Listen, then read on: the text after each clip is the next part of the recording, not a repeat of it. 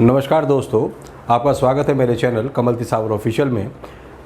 मेरे पिछले वीडियो में मैंने आपको प्रेजेंट इंडेफिनिट टेंस के बारे में बताया था और अब मैं अपने नए वीडियो में आपको पास्ट इंडेफिनिट टेंस के बारे में बताने जा रहा हूँ। दोस्तों, टेंसेस का हमारे इंग्लिश ग्रामर के अंदर बहुत इंपॉर्टेंट रोल होता है। अगर आपको टेंसेस नहीं आते हैं तो आप मान लीजिए कि आपको अंग्रेज़ी नहीं आती है और बिना टेंसेस के आप अंग्रेज़ी सीख भी नहीं सकते। So for that reason you must know the tenses and their different usages and their different parts. So हमारे पहले वीडियो के अंदर आपने प्रेजेंट इंडेफिनिट टेंस के अंदर देखा, हमने first case, second case, third case, fourth case हमने किए थे और अब मैं आपको बताने जा रहा हूँ पास्ट इंडेफिनिट टेंस के बारे में। हालांकि हम past and present indefinite tense, past indefinite tense, future indefinite tense हम बचपन से इन टेंसेस के बारे में पढ़ते आ रहे हैं, बट हम लोगों के साथ में एक हमेशा ही ये डिलेमा रहा है कि हम लोग इसे समझ नहीं पाते हैं या इसकी सीक्वेंस क्योंकि ठीक नहीं रहती है, इस वजह से मोस्टली स्टूडेंट समझ में नहीं पाते। स्कूलों में अध्यापकगण हमें बताते हैं कि टेंसेस हमारे 12 होते हैं। टेंसेस का मतलब टाइम होता है। प्रेजेंट, पास्ट और फ्यूचर 3 तरह के हमारे टेंसेस होते हैं। तो हर एक टेंस के 4 पार्ट होते हैं: indefinite, continuous, perfect and perfect continuous. So हमें ये बताया गया है इंडेफिनिट टेंस वो होते हैं, इंडेफिनिट जिसके अंदर टाइम का पता नहीं होता, कंटिन्यूअस के अंदर कांस्टेंट किसी काम का होना पाया जाता है। परफेक्ट टेंस में मान लीजिए काम खत्म हो जाता है और परफेक्ट कंटिन्यूअस का मतलब कोई काम हमने भूतकाल में शुरू किया और वो वर्तमान काल तक चलता आ रहा है। तो हमें स्कूल में क्या पढ़ाया जाता है कि हम प्रेजेंट के सारे केस कर लेते हैं, ये चारों केस कर लेते हैं, जैसे कि present indefinite, present continuous, present perfect और प्रेजेंट परफेक्ट कंटिन्यूअस। तो अगर हम इस तरीके से करते हैं तो प्रेजेंट इंडेफिनिट टेंस और प्रेजेंट कंटिन्यूअस टेंस, इसके अंदर हम तालमेल नहीं बिठा पाते हैं। तो यहाँ पर मैंने क्या किया है आप लोगों के लिए, हम लोग इस तरीके से सीक्वेंस वाइज ना चल करके, बल्कि हम चलेंगे present indefinite, past indefinite and future indefinite. पहले हम तीनों काल का इंडेफिनिट लेंगे, फिर हम तीनों ही काल का कंटिन्यूअस लेंगे और फिर हम उसके बाद तीनों ही काल का परफेक्ट और तीनों ही काल का परफेक्ट कंटिन्यूअस लेंगे। इस तरीके से सब तरीके का तारतम्य बन जाएगा और आपको ये पता लगेगा कि किस तरीके से पास्ट इंडेफिनिट टेंस को हम इजीली समझ सकते हैं और कर सकते हैं। ना केवल पास्ट इंडेफिनिट टेंस बल्कि सारे ही टेंसेस को हम कर सकते हैं, क्योंकि टेंसेस हमारा बेस होता है, हमारा आधार होता है और बिना टेंसेस को सीखे, जाने, बिना इसकी प्रैक्टिस किए आप इसके ऊपर कमांड नहीं कर सकते हैं। तो मैं अपनी वीडियो के अंदर आपको, जो मैं आज नई सीरीज़ शुरू करने जा रहा हूँ, इसके अंदर मैं आपको वोकैब एनहांसमेंट के लिए कुछ टिप्स दूंगा। मैं आपको बताऊंगा कुछ वोकैबलरीज, जिसमें आपको जो वर्ड मैं आपको दूंगा उनके आपको कुछ सेंटेंसेस क्रिएट करने हैं और वो मुझे आप मेरे टेलीग्राम और व्हाट्सएप नंबर पर मुझे भेजकर मुझसे चेक करवा सकते हैं। और इससे रिलेटेड जो भी मैं आपको प्रैक्टिस करते हैं, जैसे कि आपने प्रेजेंट इंडेफिनिट टेंस देखा, अगर आपने उससे रिलेटेड कोई प्रैक्टिस की है तो वो भी आप मुझे भेज सकते हैं। या आपकी अगर कोई भी क्वेरी है या कोई कुछ आप जानना चाहते हैं, कोई रूल आपको क्लियर नहीं हो रहा है, तो आप मुझसे कमेंट में लिख करके आप मुझसे जान सकते हैं। तो मेरा आपसे रिक्वेस्ट है कि आप मेरे चैनल कमल तिसावर ऑफिशियल को लाइक करें, शेयर करें और ज़्यादा से ज़्यादा सब्सक्राइब करें, क्योंकि यहाँ पर मैं ना केवल आपको इंग्लिश के बारे में समझा रहा हूँ, बल्कि मैं आपको टिप्स दूंगा कि आप किस तरीके से अपने एसएससी एग्ज़ाम, सीजीएल एग्ज़ाम्स को अच्छी से आप क्रैक कर सकें। इसी सीरीज़ के अंदर जब हम आगे बढ़ेंगे तो मैं आपको आपके एग्ज़ाम से related like spotting errors, synonyms, antonyms, one word substitute and like unseen comprehensions, इन सब चीज़ के बारे में सारी टेक्निक्स, ट्रिक्स और स्किल्स सब आपके साथ में शेयर करूँगा, ताकि आप अपने एग्ज़ाम्स में फेयर कर सकें, अच्छा कर सकें और अच्छा स्कोर जनरेट कर सकें, आप गेट कर सकें, ऑब्टेन करें। तो आप लोगों का ज़्यादा टाइम ना लेते हुए अब हम मूव करते हैं पास्ट इंडेफिनिट टेंस के बारे में।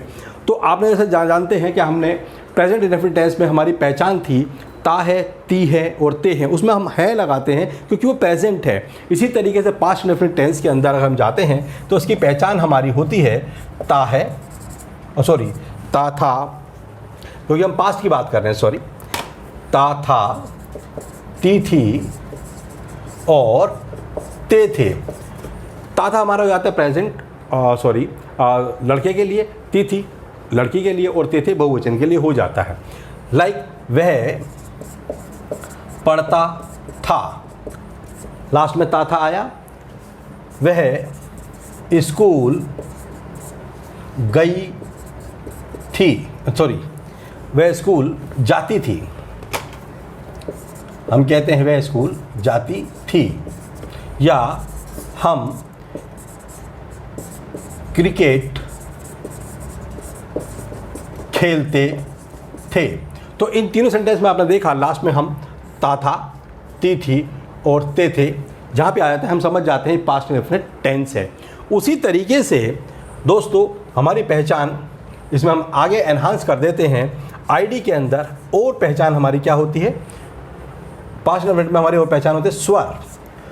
अगर सेंटेंस के आखिर में या, आ, ई और ए अगर ये स्वर आते हैं तो भी आप समझ जाते हैं कि ये पास्ट इंडेफिनिट टेंस है।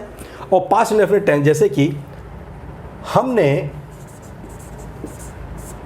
Match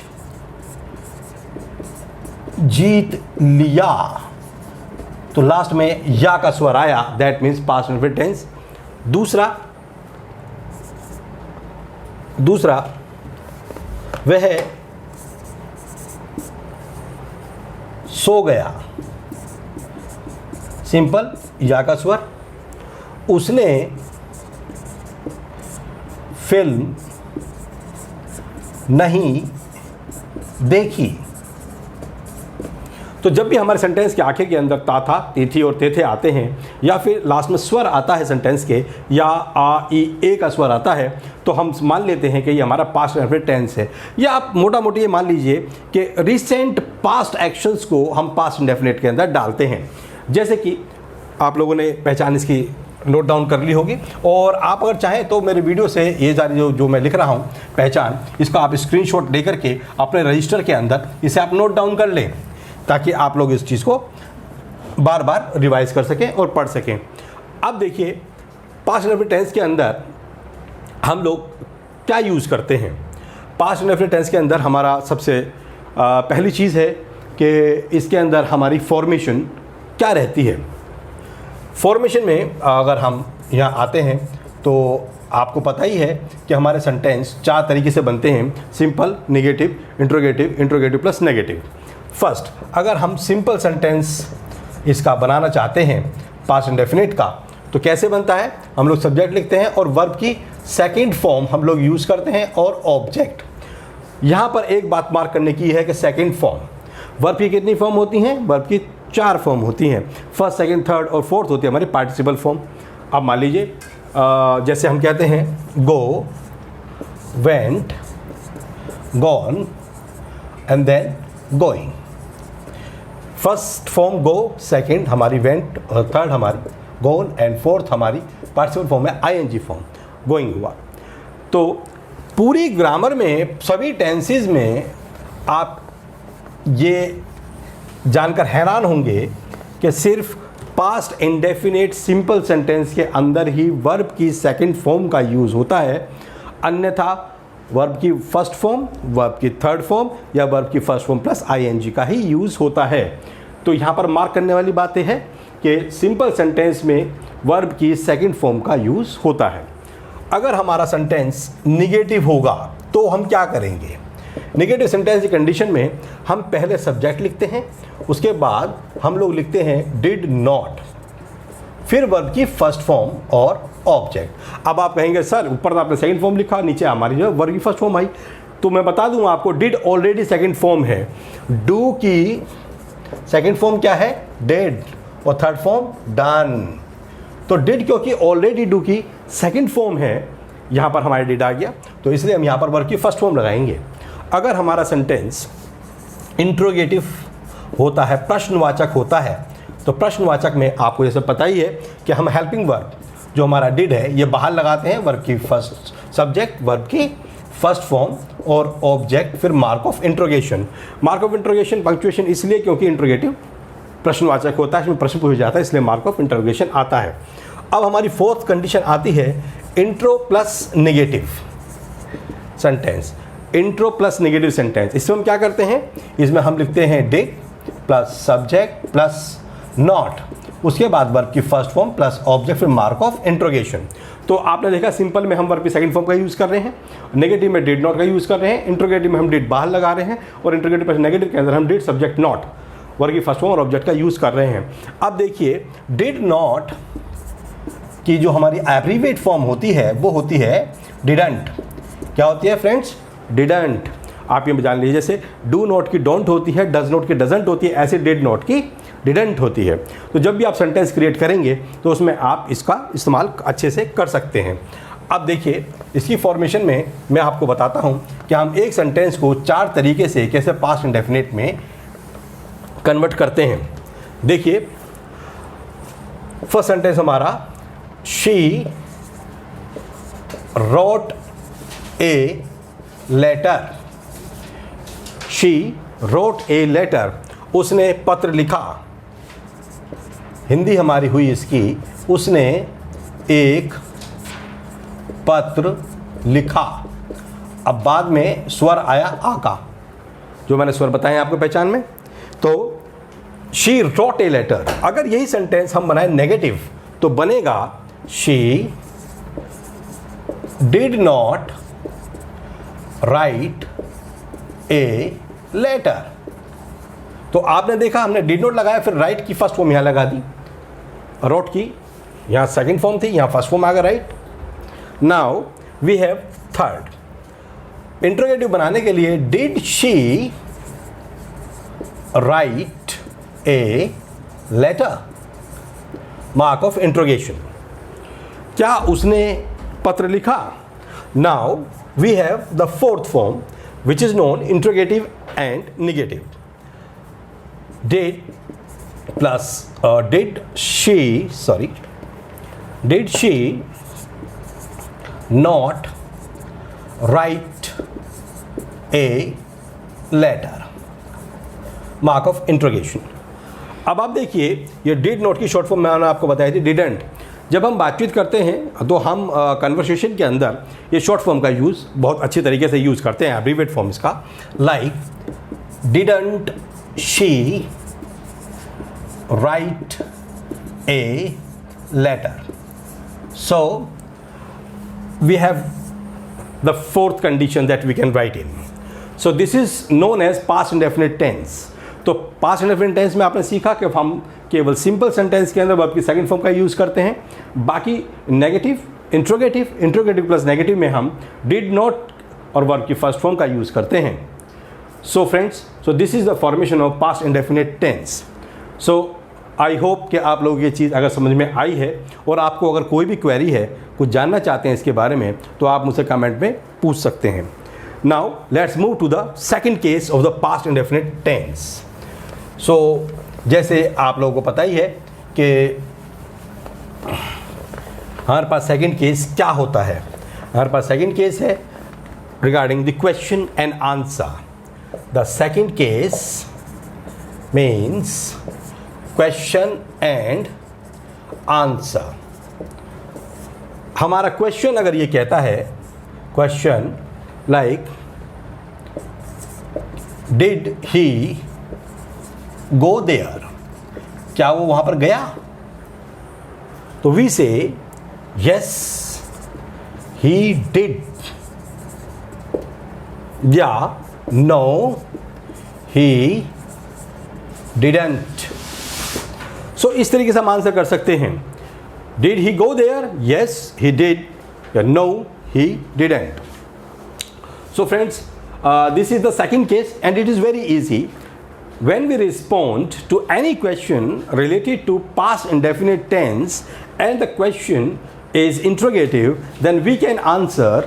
In affirmative we say yes he did, and in negative we say he didn't, no he didn't. So I hope बच्चों आपको समझ में आ गया होगा ये। अब हम आगे चलते हैं। We have the third case. We have the third case. The third case, this is the third case. Third case हमारा आता है in which we use used to. अब used to क्या होता है?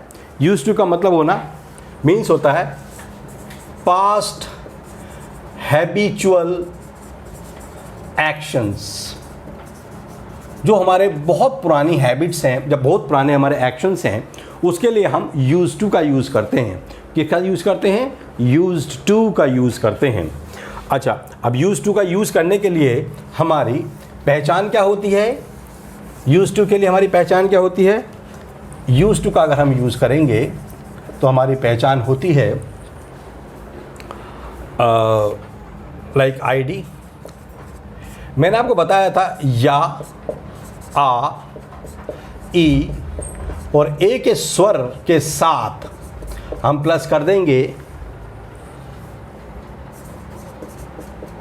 करता था या करती थी या करते थे, या हम कहते हैं किया करता था। किया करता था मतलब बहुत पास पुराने एक्शन की हम बात कर रहे हैं। किया करता था, किया करती थी या किया करते थे। तो आप देखिए, जैसे हम कहते हैं वह बहुत पहले की बात होती है, वह पहले स्कूल जाया करता था। तो फ्रेंड्स, हमें इसकी पहचान कैसे होगी? या करता था, लास्ट में जाया करता था, वह रोज पढ़ाने जाया करती थी। हम यही दो लेते हैं और इसके अंदर मैं आपको बताता हूँ हम यूज्ड टू का कैसे इस्तेमाल करते हैं। इसमें हमारा सिंपल सेंटेंस कैसे यूज़ होता है, देखिए। We just do one thing, subject, उसके बाद हम सीधा यूज्ड टू का यूज़ कर देते हैं, क्योंकि यूज्ड ऑलरेडी ही सेकंड फॉर्म है, जैसे पास्ट इंडेफिनिट सिंपल सेंटेंस में था। शी यूज्ड टू वर्ब की first form and then object. अब हम जैसे हमारा एग्जाम्पल नंबर 1, एग्जाम्पल नंबर 2 मैं आपको यहाँ करके दिखाता हूँ। वह पहले स्कूल जाया करता था, then he used to go to school, या he used to go school.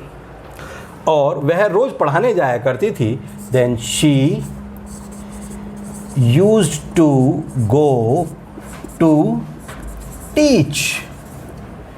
सो इस तरीके से आपने समझा कि हम किस तरीके से बहुत पुरानी आदत या हैबिट को शो करने के लिए कि हम ये किया करते थे, हम वो किया करते थे, मेरे दादाजी ऐसे किया करते थे, पिताजी ऐसे किया करते थे, तो उसकी कंडीशन को शो करने के लिए हम सिंपल सेंटेंस में यूज्ड टू का इस्तेमाल करते हैं। और फ्रेंड्स, अगर यही सेंटेंस हमारे अगर नेगेटिव हो जाएं तो हम क्या करेंगे?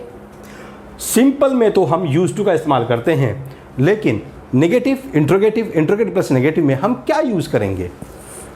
हम इंट्रोगेटिव प्लस नेगेटिव और इन सब कंडीशंस के अंदर हम यूज़ करेंगे वुड का। वुड का एक यहाँ पर भी यूज़ आता है, आगे जाके आप मॉडल्स में पढ़ेंगे और आगे जाके और भी ज़्यादा इसकी क्या क्या कंडीशंस होती है, कहाँ पर हम वुड का इस्तेमाल कर लेते हैं। ना केवल ये वुड का यूज़ हमारा मॉडल्स में होता है, मतलब हमारे ये फ्यूचर में कुछ पॉसिबिलिटी शो करने के लिए होता है, बल्कि ये हमारे बहुत पुराने पास्ट एक्शंस को नेगेटिव फॉर्म में शो करने के लिए भी होता है। इसका मैं बता देता हूँ आपको किस तरीके से किया जाता है। मैं आपको इसकी फॉर्मेशन बता देता हूँ कंप्लीट। अब इसकी फॉर्मेशन क्या है देखिए आप।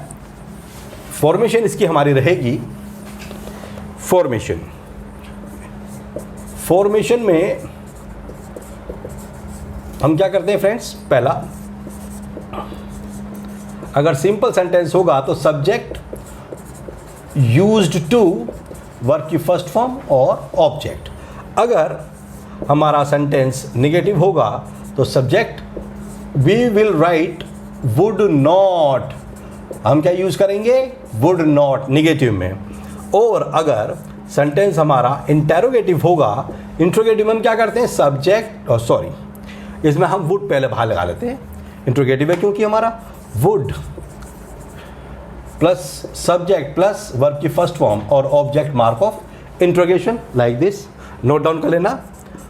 नाउ इंट्रोगेटिव प्लस नेगेटिव, इसमें हम would plus subject plus verb की फर्स्ट फॉर्म, और सॉरी नोट हमें ऐड करना है, हमने नोट ऐड नहीं किया।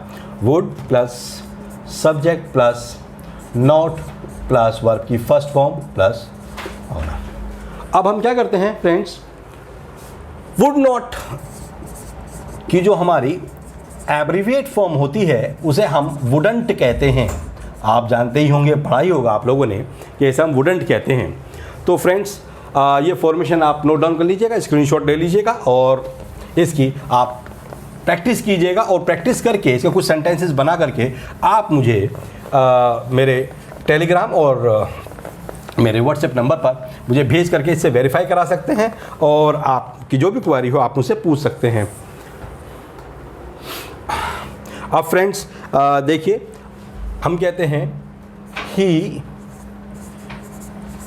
Used to play cricket before, वो पहले क्रिकेट खेला करता था। This is the simple sentence, and in negative sentence we will say he would not play cricket before. तो अब आप समझ गए होंगे कि जिस तरीके से हम सिंपल सेंटेंस के अंदर सेकंड फॉर्म का यूज़ करते हैं, उसी तरीके से हम इस फॉर्म में भी केवल सिंपल में ही यूज टू का इस्तेमाल करते हैं और बाकी सब में हम वुड नॉट का इस्तेमाल करते हैं। दूसरा, इंट्रोगेटिव अगर होगा तो would he play cricket before, ये इंट्रोगेटिव हुआ हमारा। और इसमें हम इंट्रोगेटिव प्लस नेगेटिव में कहते हैं would he not play cricket before,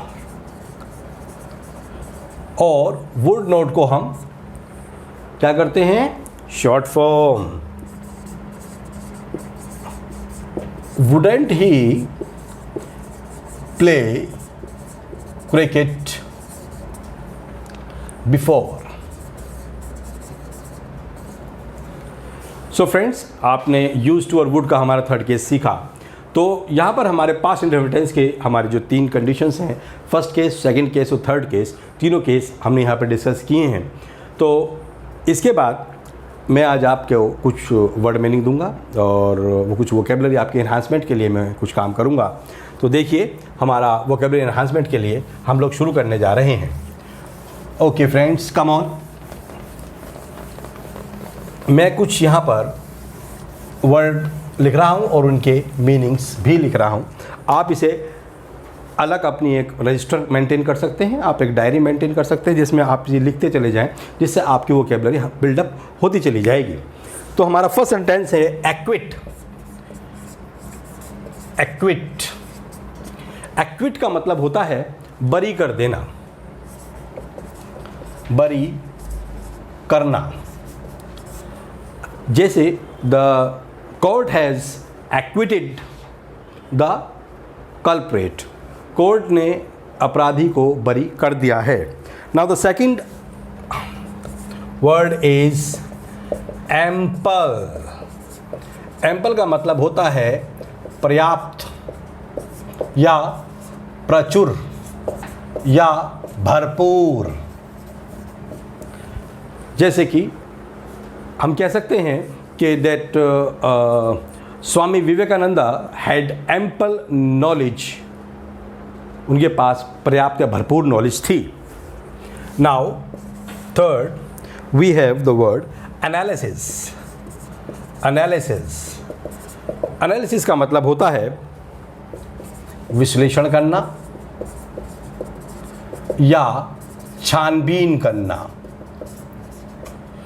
like this हम कह सकते हैं कि after analysis the data we have come to know that the cases of theft is increasing, analysis. Now the fourth one we have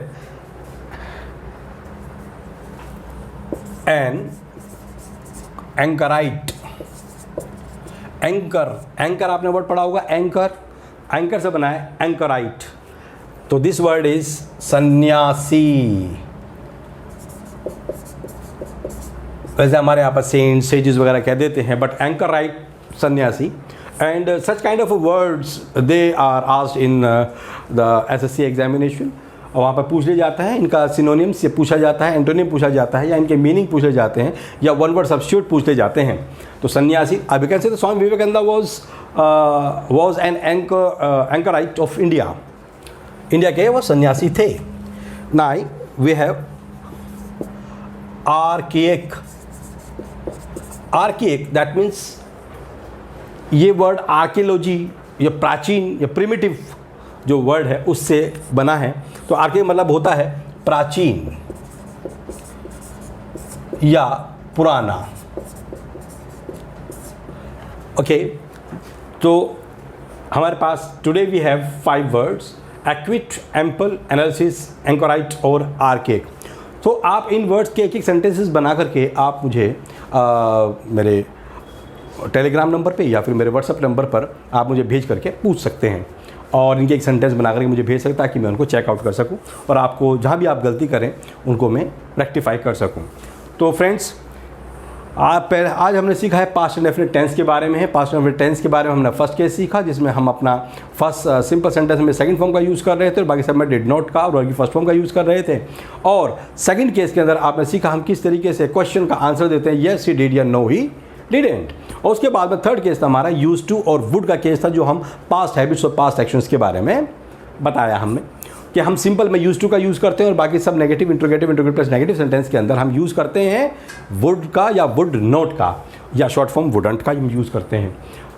और ये हैं आपके वो 5 वर्ड्स जिसे आप अपने पास अपनी डायरी में, रजिस्टर में नोट डाउन करेंगे और आप अपनी वोकैबुलरी एनहांस करेंगे. तो फ्रेंड्स, अगर आपको मेरा वीडियो पसंद आता है और आप चाहते हैं कि मैं इसी तरह के बनाता रहूं वीडियोस ताकि आप लोगों की नॉलेज एनहांस होती रहे, तो if you want to learn different, stay different, so आपको मेरी वीडियोस देखते रहें, लाइक करें, शेयर करें, और हाँ, सब्सक्राइब ज़रूर करें. Thank you very much. और मैं अब जल्दी आने वाला हूँ आप लोगों के सामने फ्यूचर इंडेफिनिट टेंस और उसके डिफरेंट केसेस को लेकर के. Thank you and good bye.